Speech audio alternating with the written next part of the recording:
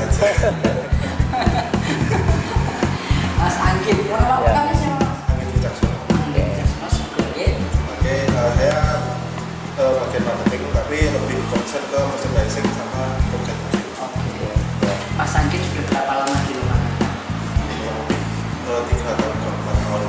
3 tahun. Selama di sini apa yang menarik secara pribadi?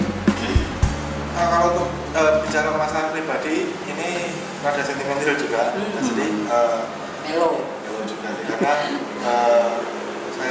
saya waktu kecil itu dapat sih didengerin sama almarhum yang aku itu kaset-kaset Lokananta. Nah, mungkin dari situ masih enggak itu apa? Pak Basio. Bahasa. Pak Persibling. Iya. Ngerti lah. Ngerti. Nah itu mungkin dari situ saya mulai SD itu mulai membeli kaset pita dan kumpulkan Asik kita. kaset pita. Jadi saya SD itu tahun 2001, 2002 itu udah mulai ngumpulin kaset sampai sekarang. Sampai sekarang. Dulu sampai kerja di Lokananta terus sekarang ngumpulin itu apa? Ya untuk kaset. Jadi Aset pribadi. aset pribadi dan alhamdulillah juga Lokananta banyak terbantu dari hasil. Oh ya? Gimana ceritanya? Contoh kemarin itu ada putranya almarhum Adi Mami, Ya?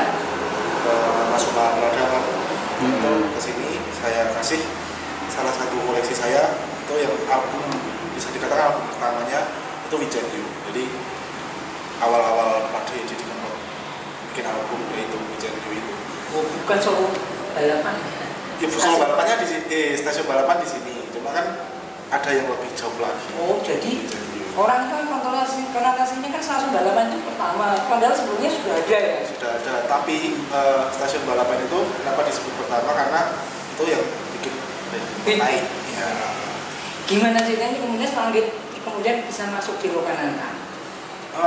Saya masuk di Lokananta sebenarnya jauh sebelum itu 2013-2014 itu dulu ada satu komunitas yang mengadakan catering, jadi jualan lapak di depan sini. Tahu? Sekitar 2013-2014. Namanya Lokal Record Store. Itu titik tonggak awalnya. Mulai dari itu saya setiap ada acara di sini saya bantu-bantu. Akhirnya dulu mantan kacamnya sini namanya Pak Miftah, dia lihat sepak terjang saya, dia sepak terjang saya di lapangan di sini. Terus lihat postingan-postingan di sosmed saya, akhirnya di saya dulu untuk ngurusin sosmed, cuma sekarang timnya udah lumayan banyak, jadi bisa bagi-bagi. Apa kepuasannya kerja di sini? Saya kerja di tempat yang masih memproduksi apa yang menjadi hobi saya.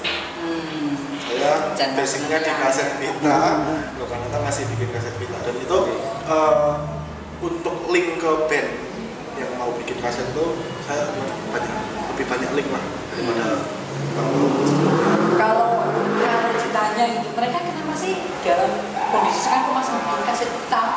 Nah itu lebih ke limited. Jadi mereka CD biasanya udah keluar dulu albumnya, itu CD sold out, terjual habis, baru bikin kaset, tapi nggak banyak, paling nggak 100-200 kaset. Habis itu habis kaset, yaudah bikin lagi, dan kaset itu bisa jadi mahal. Masuk contohnya kemarin Burger Grill yang album ada Mantin itu terakhir kasetnya second udah posisi udah dibuka segel, udah di play, udah 250 ribuan satu kasetnya. Padahal harga jualnya awal itu cuma 50 ribu. Kaset sekarang 50 ribu? Ya untuk harga barunya jualnya sekitar 50 ribu sampai 75 ribu sekarang. Tergantung album apa. Tapi kalau album artis-artis atau band tahun 70-80 yang dirilis ulang itu bisa 100 lebih. Contohnya kemarin wawancara dulu aja Billy Subarja itu udah 100 ribu satu. Terus kayak Super Kid yang besok bakal rilis itu ada 75 ke 100 Itu kalau misalnya rilis itu dibuat baru atau direkam ulang?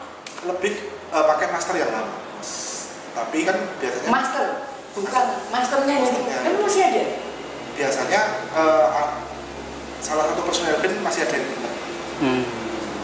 Jadi label-label yang merilis ulang itu biasanya menghubungi pihak band, pihak manajemen, nanti perjanjiannya gimana, dirembuk, merilis biasanya gitu. Di sini ini ruang apa, Mas? Nah ini ruangan toko, jadi tempat display produk-produk yang ada, ini ada beberapa CD, terus ada juga ada kaset, terus ada beberapa CD-CD band indie yang dititipkan di sini. Yang Dititipkan di sini. dititipkan. Lokananta juga membantu distribusi band-band menitipkan CD di sini. Ada berapa koleksi di sini? Kalau untuk koleksi produk Lokananta dulu atau? Ya di sini ya, pokoknya yang di sini. Kalau untuk koleksi banyak sih Mas. Itu kaos saya sejak masuk 2017 itu udah bikin sekitar 20-an desain untuk kaos.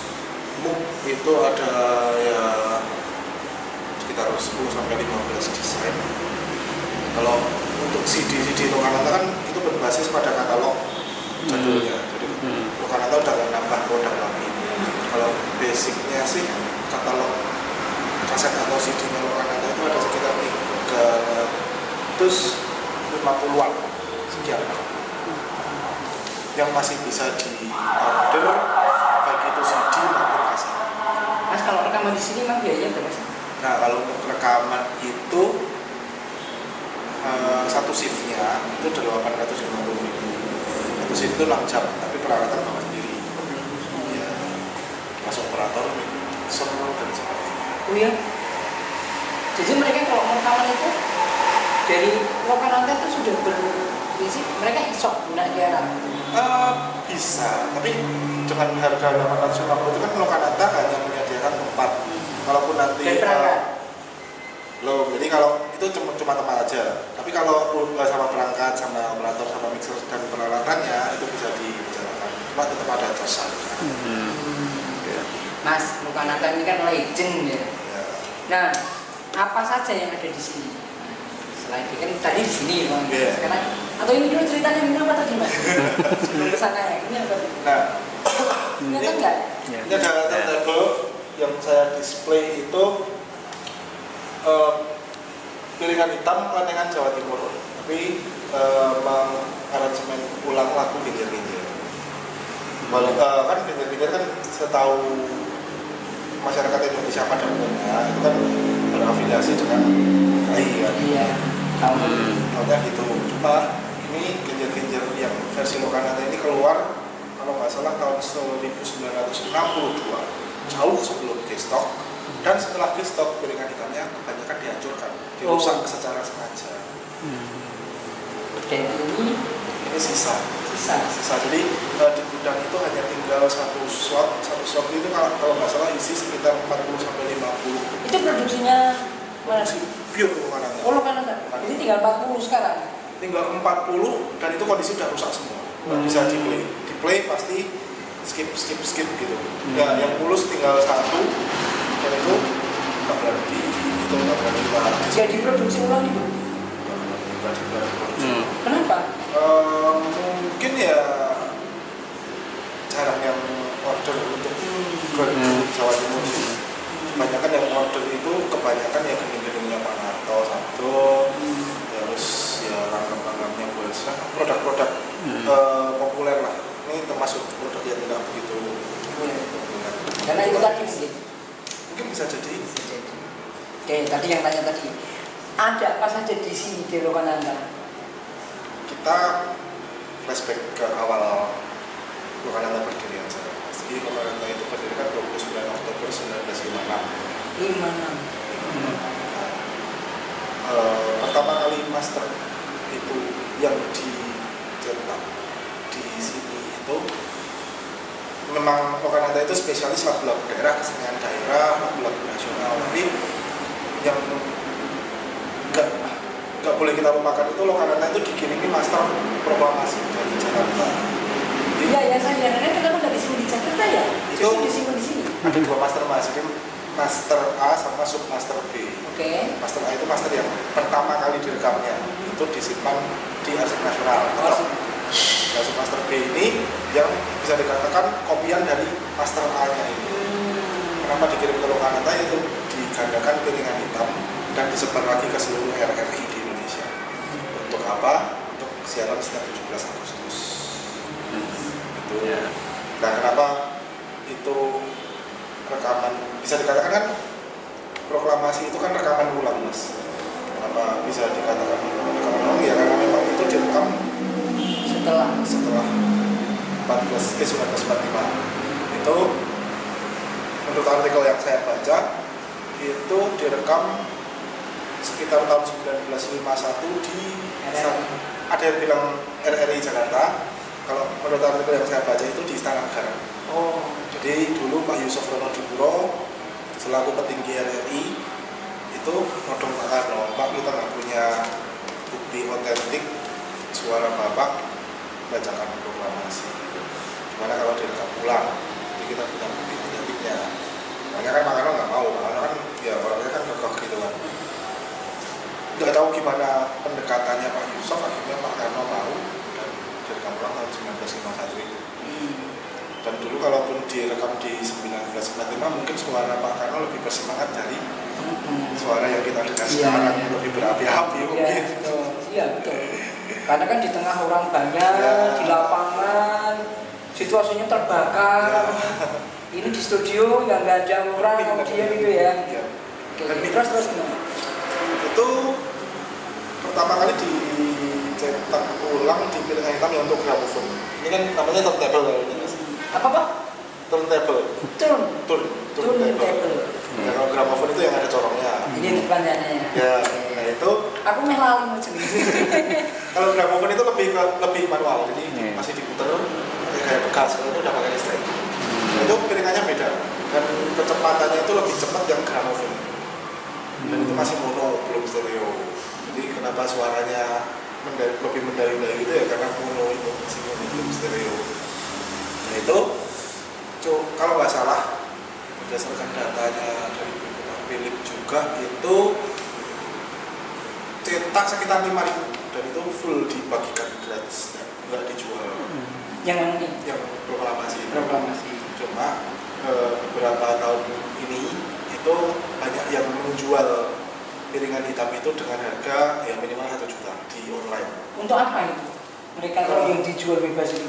Nah itu mungkin lebih untuk koleksi atau mereka dapat dari beberapa RRI yang sudah membuang arsipnya. Kok dibuang? Nah itu banyak kejadian Mas di Solo sendiri itu nggak cuma RRI sih, ada beberapa stasiun radio yang saya sempat nemunya di Kelitian. Masya Allah. Itu jadi kayak kaset promo. Jadi kan dulu masih kaset kan, masih kaset. Jadi Musika Studios coba. Musika Studios itu kalau Peter Pan ngeluarin album baru pasti kan tetap ada promo yang harus diputar via. Oh iya. Di sini cuma satu. Ya satu lagu satu kaset itu dijual itu mas di Kelitian. Saya juga nemu ada beberapa piringan hitam yang masih ada stempel RRI. Otomatis aku punya pikiran bahwa ini arsipnya RRI ya, pasti kenapa kok dijual gitu loh, kenapa kok dirosokin gitu loh. No comment kita.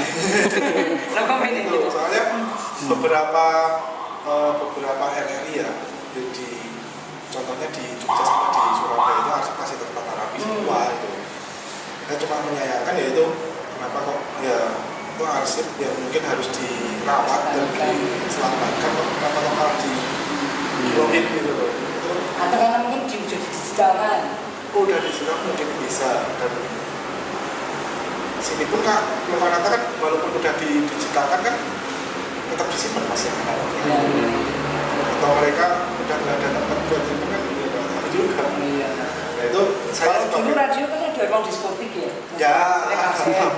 Enggak sekarang fungsinya karena sudah seperti ini jadi fungsi lain. Nah terus ini kasetnya tak bopo. Itu lewat. Iya. Terus saya pun ya itu ya paling enggak ya ada saya selamatkan beberapa menjadi koleksi pribadi sih. Jenengan sudah berapa banyak koleksi? Sedikit mas. Kalau kaset itu paling ya nggak nyampe 1.000, masih 500-an. Oke. Nah itu terjadi juga di Lokananta. Jadi Lokananta itu memang saya akui asetnya masih buruk.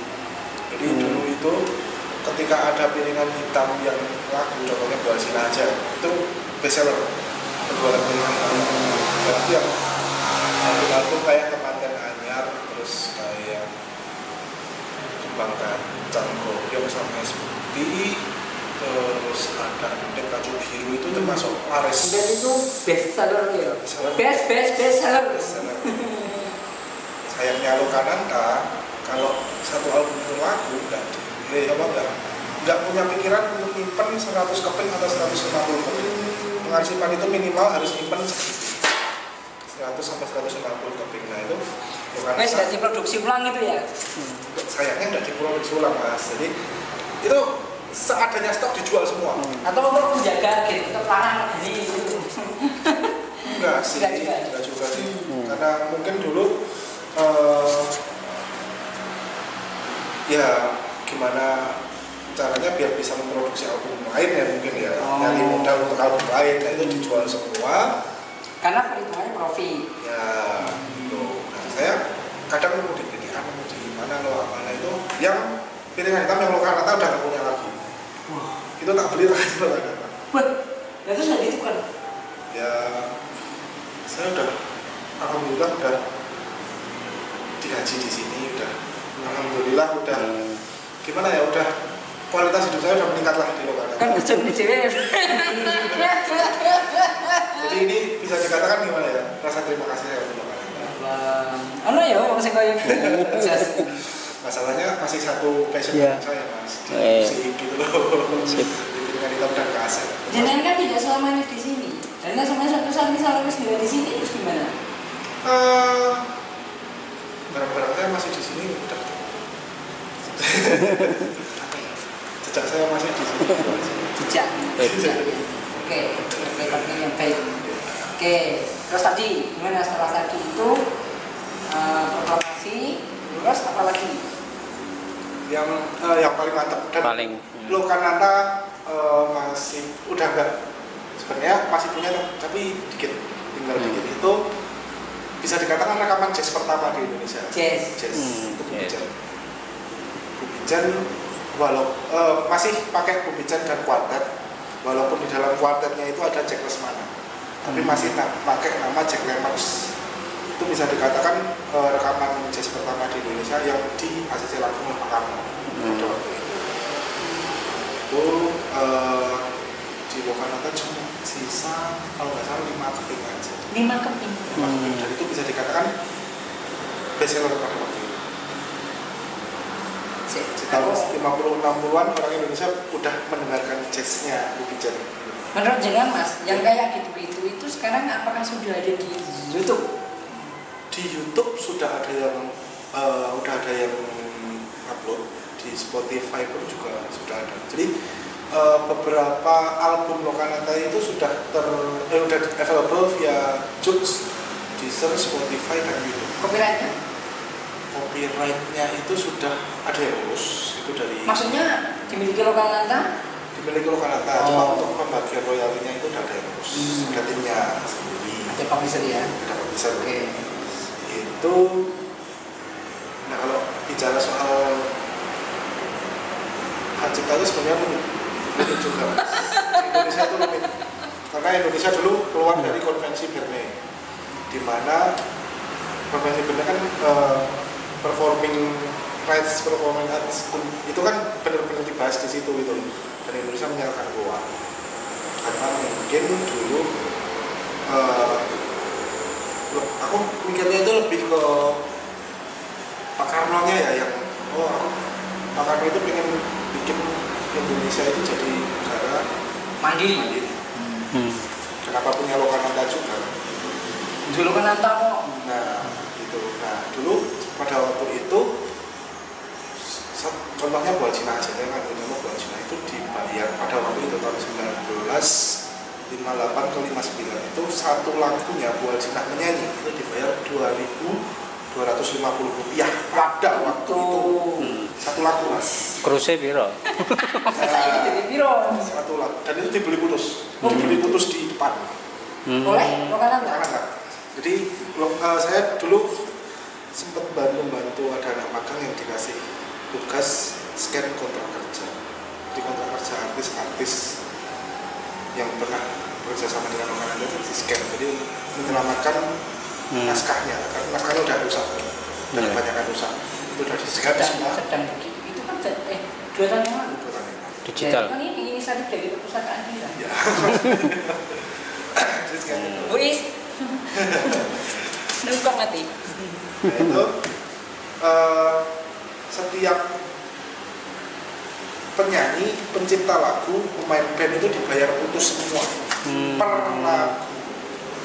Taruhlah satu album ada 8 lagu maksimal, udah 2.250 itu dikali 8. Berarti kan otomatis satu album kan Bual Jinah dapat sekitar 18.000. Waktu itu 18.000, aku yakin udah ya 100 jutaan lebih. Krus.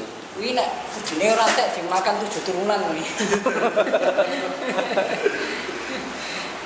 Kudune lho, ora entek dimakan 7 turunan kuwi piro. Nah, sekarang di sini Mas. Di Lokananta itu ada apa saja? Nah, di Lokananta itu kalau kunjungan ya, kunjungan biasa itu pertama masuk ke ruang gamelan. Ruang gamelan. Ruang gamelan. Terus ada ruang display, display produk dan display mesin-mesin yang dulu dipakai Lokananta, gudang piringan hitam sama studio. Kalau koleksinya itu ada apa saja? Koleksi Lokananta ya, lebih karena Lokananta memang basicnya dulu pabrik piringan hitam. Yang ditampilkan itu ya yang berbau-bau musik dan alat-alat produksi pada waktu itu. Kalau misalnya charity miliknya artis-artis mungkin yang pernah dilahirkan di sini, ada nggak yang disimpan di sini?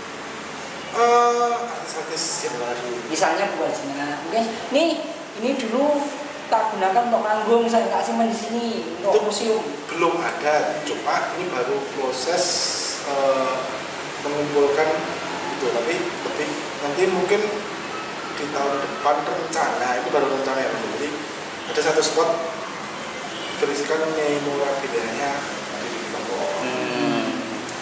Di Kempot lagi nih, mantap ini. Siapa saja yang pernah rekaman di sini? Ada berapa? Mungkin 100. Ya bisa dikatakan ribuan. Ribu. Dari. Ayo tak tanya siapa gue misalnya. Buat jelas. Panarto Sabdo jelas. Didi Kempot semua jelas. Panarto itu wayang gending. Itu rekamannya di sini. Wayang kulit. Wayang kulit di studio. Itu bukan live ya? Itu tetap live mas. Maksudnya live nih bunyi terus direkam itu enggak? Ada itu di studio. Kalau produknya Lokananta di studio Lokananta, karena studio Lokananta kan gede ya. Itu sangat memungkinkan untuk rekaman wayang pada waktu itu. Dari Panarto Sabdo kita ke Baksan, jangan lupa. Baksan itu pengawan solonya di sini rekaman awalnya. Neng gini pengawan solo. Pengawan solo tahun 7 sekitar tahun 74. Mbah Ranto itu Kudil. Mbah Ranto. Itu di sini dagelan juga. Terus ada ke tahun-tahun 90-an Sundari Sukoco. Terus ada Jakarta kan ya? Yunisara rekaman di sini. Yunisara di sini? Di sini. Itu satu album sama Bu Sundari itu Golden Music of Indonesia. Itu keroncong semua dan keren. Saya punya filenya kalau nanti mau. Boleh.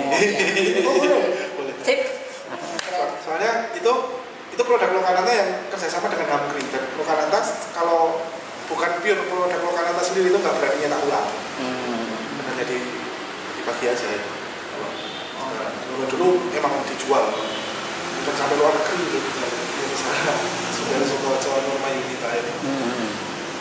Itu terus dulu pas zaman Betamax VHS, itu Arif C. Sasmi ada pernah di episode Lokananta juga. Novia Klopak pernah juga. Janji.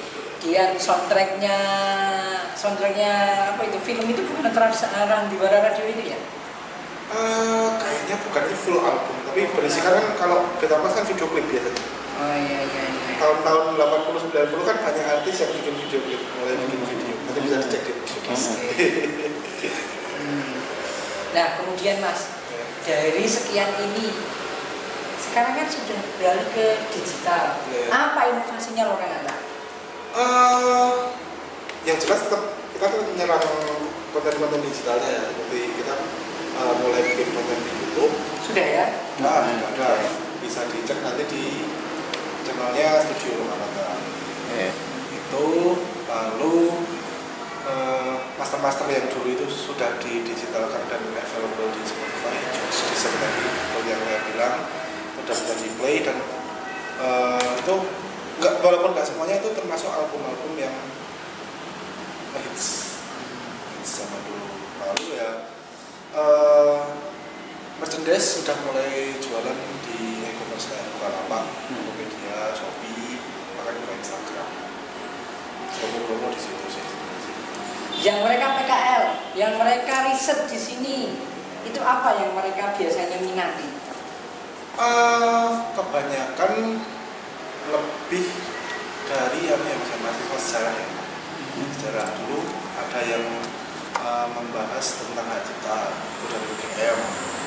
Terus yang kemarin itu kalau nggak salah dari UNES itu ada yang Mas Indonesia Raya itu dari UNES yang sosialisasi Indonesia Raya di Kastansa yang direkam di studio 2017 yang membahas itu juga ya masih seputar kebanyakan musik sih dan kemarin yang ada dari isi lebih ke instrumennya gamelan yang nggak jauh-jauh dari lingkupnya Lokananta sih sebenarnya sih.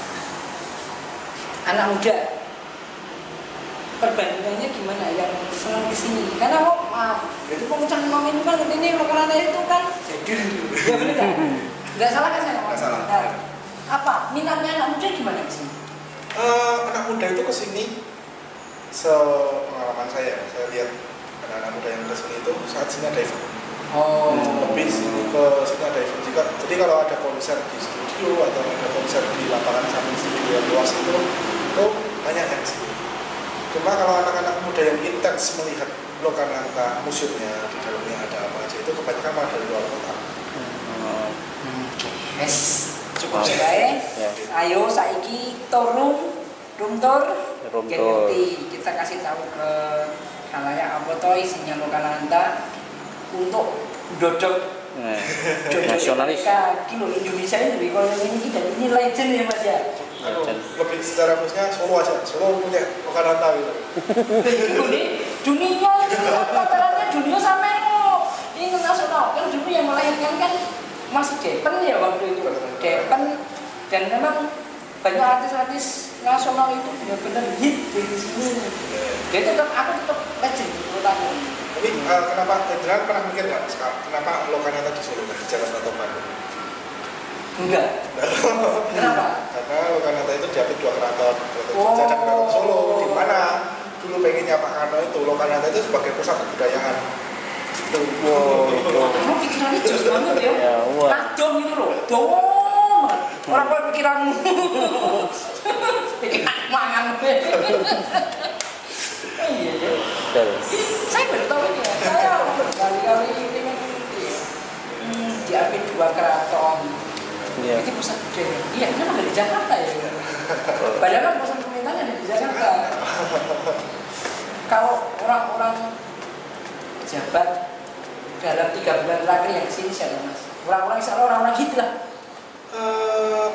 Ya baru kemarin Jumat itu sih Bu Tika Bisono. Bu Tika Bisono kan kita tahu beliau psikolog ya?